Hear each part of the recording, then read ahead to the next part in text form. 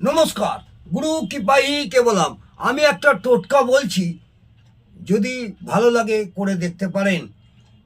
স্বামীর সঙ্গে বিবাদ, পুত্রের সঙ্গে বিবাদ, স্ত্রীর সঙ্গে বিবাদ এবং জামাতার সঙ্গে বিবাদ, এই বিবাদ থেকে মুক্তি পাবেন কি করে?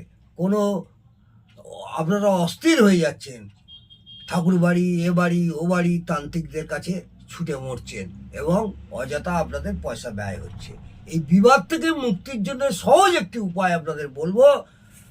ভালো পুরোহিত দেখে নিষ্ঠাচার ভাবে নারদ মুনির পূজা এবং বিষ্ণু ভগবানের পূজা করুন।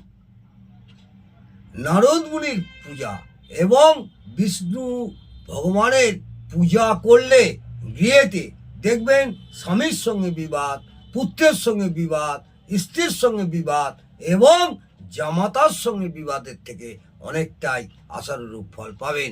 2-4 বার এই পুজোটি করে দেখুন এবং গৃহেতেই করতে হবে। করার পর দেখবেন আপনাদের আশানুরূপ অনেকটাই ফল পাবেন এবং রেগুলার একটা বিবাদ বা অশান্তিতে জর্জরিত হয়ে যাচ্ছেন। জ্যোতিষ ভাইদের কাছে ছুটছেন, তান্ত্রিকদের কাছে ছুটছেন, ঠাকুর বাড়ি ছুটছেন। আশা করব 2-3 বার এইভাবে নারদ মুনির পূজা এবং বিষ্ণু ভগবানের পূজা নিষ্ঠাচারভাবে যদি করেন, আশানুরূপ আপনারা ফল পাবেন। নমস্কার, জয় মা তারা, ভালো থাকুন।